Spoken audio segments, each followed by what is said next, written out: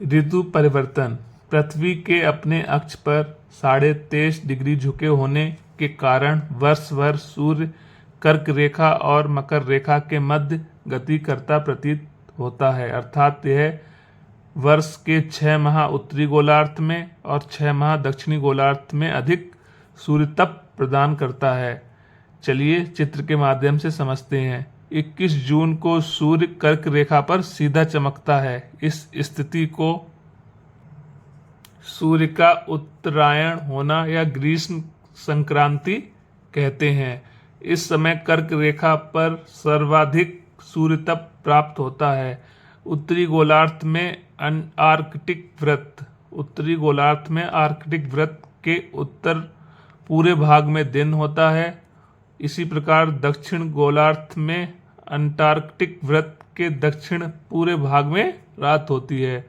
इस समय उत्तरी गोलार्ध में ग्रीष्म ऋतु तथा दक्षिणी गोलार्ध में शीत ऋतु होती है। यहाँ पर सूर्य की किरणें सीधी चमकती हैं, किस पर पड़ती हैं? ध्रुव पर। यहाँ पर भी ध्रुव पर चमकती हैं। तो यहाँ पर क्या होता है?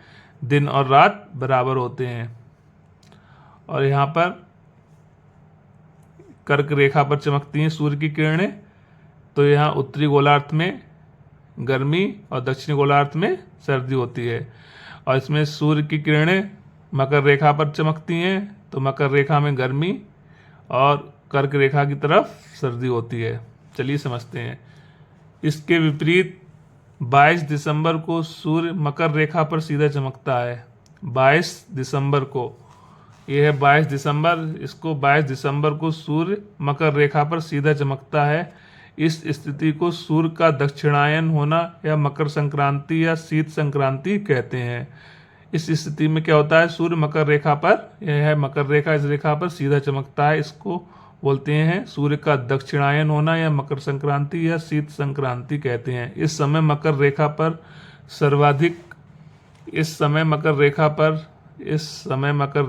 सर्वाधिक सूर्यतप प्राप्त होता है। 22 दिसंबर को सूर्य मकर रेखा पर सीधा चमकता है। इस स्थिति को सूर्य का दक्षिणायन होना या मकर संक्रांति या शीत संक्रांति कहते हैं। इस समय मकर रेखा पर सर्वाधिक सूर्यतप प्राप्त होता है। दक्षिणी गोलार्ध में अंटार्कटिक वृत्त के दक्षिण पूरे भाग में दिन होता है और दक्षिणी गोलार्ध में आर्कटिक वृत्त के उत्तर पूरे भाग में रात होती है। इस समय उत्तरी गोलार्ध में शीत ऋतु तथा दक्षिणी गोलार्ध में ग्रीष्म ऋतु होती है। 21 मार्च और 23 सितंबर को सूर्य भूमध्य रेखा पर सीधा चमकता है। इस समय ना तो उत्तरी ध्रुव और ना ही दक्षिणी ध्रुव सूर्य की ओर झुका होता है। पूरी पृथ्वी पर इस समय दिन रात की अवधि समान 12-12 घंटे की होती है। विषुवत रेखा पर सर्वाधिक सूर्य तप प्राप्त होता है। इन तिथियों को विषुव कहते हैं। 21 मार्च को वसंत विषुव होता है। उत्तरी गोलार्ध में वसंत ऋतु एवं दक्षिणी गोलार्ध में शरद ऋतु होती है। इसी प्रकार 23 सितंबर को शरद विषुव होता है। उत्तरी गोलार्ध में शरद ऋतु और दक्षिणी गोलार्ध में क्या होती है? वसंत ऋतु होती है।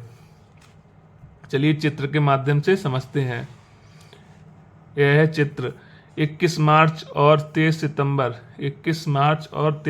को सूर्य भूमध्य रेखा पर सीधा चमकता है। यह है 21 मार्च और यह है 23 सितंबर।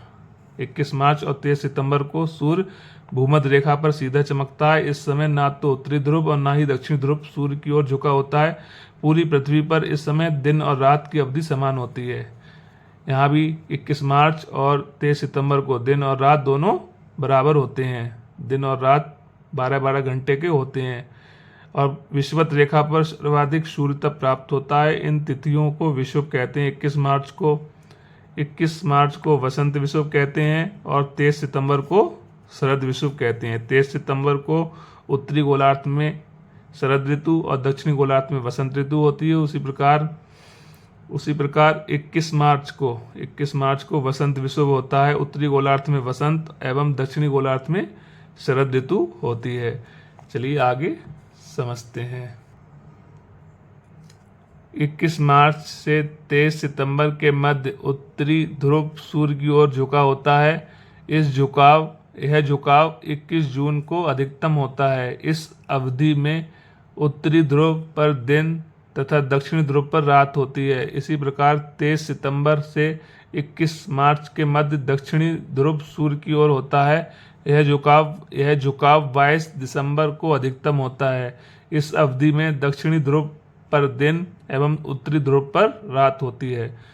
दिन और रात की अवधि, आपने अनुभव किया होगा कि गर्मियों में दिन लंबी अवधि के और रातें छोटी होती हैं। इसके विपरीत जाड़े में दिन छोटी अवधि के और रातें लंबी होती हैं। ऐसा क्यों होता है, चलिए समझते हैं। 21 जून की स्थिति में ग्लोब के प्रदीप्ति वृत्त को ध्यान से देखिए।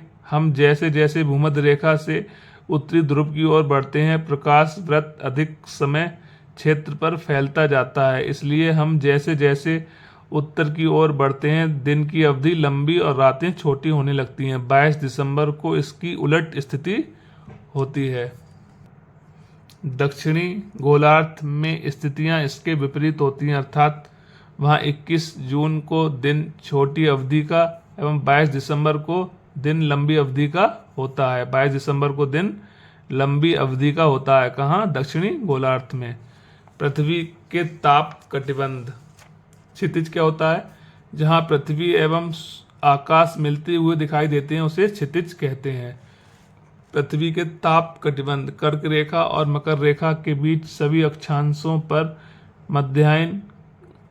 मध्याह्न का सूर्य वर्ष में कम से कम एक बार ठीक सिर के ऊपर होता है। इसलिए यह सूर्य से सर्वाधिक सूर्य तप प्राप्त करता है, अतः इसे उष्ण कटिबंध कहते हैं। कर्क रेखा के उत्तर और मकर रेखा के दक्षिण में मध्याह्न का सूर्य कभी भी सिर के ठीक ऊपर नहीं होता। ध्रुवों की ओर जाने पर सूर्य की किरणों का तिरछापन बढ़ता जाता है, जिससे उत्तरी गोलार्ध में कर्क रेखा और आर्कटिक वृत्त एवं दक्षिणी गोलार्ध में मकर रेखा और अंटार्कटिक वृत्त के बीच मध्यम तापमान रहता है। इसलिए इस क्षेत्र को शीतोष्ण कटिबंध कहते हैं।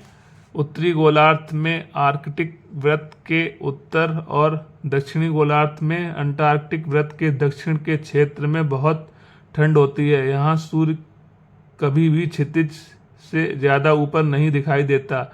इस क्षेत्र को शीत कटिबंध कहते हैं। संक्रांति क्या होती है? उत्तरी गोलार्ध के सूर्य की ओर झुके होने के कारण 21 जून को इस क्षेत्र में सबसे लंबा दिन होता है। मकर संक्रांति दक्षिण अयांत 22 दिसंबर को सूर्य की किरणें मकर रेखा पर सीधी पड़ती हैं और दक्षिणी गोलार्ध में लंबे दिन होते हैं। विषुव क्या होता है? 21 मार्च और 23 सितंबर को सूर्य की किरणें विषुवत वृत्त पर सीधी पड़ती हैं और दिन और रात बराबर होते हैं। ठीक है फ्रेंड्स, मिलते हैं किसी नेक्स्ट वीडियो में। तब तक के लिए जय हिंद, जय भारत। हंसते रहिए, मुस्कुराते रहिए, ऐसे ही हमारा सपोर्ट करते रहिए। चैनल पर नए हैं तो चैनल को सब्सक्राइब करें, और इससे पहले वीडियो नहीं देखी हैं तो चैनल के प्लेलिस्ट में जाकर सभी वीडियो अवश्य देख लें। ठीक है फ्रेंड्स, थैंक यू।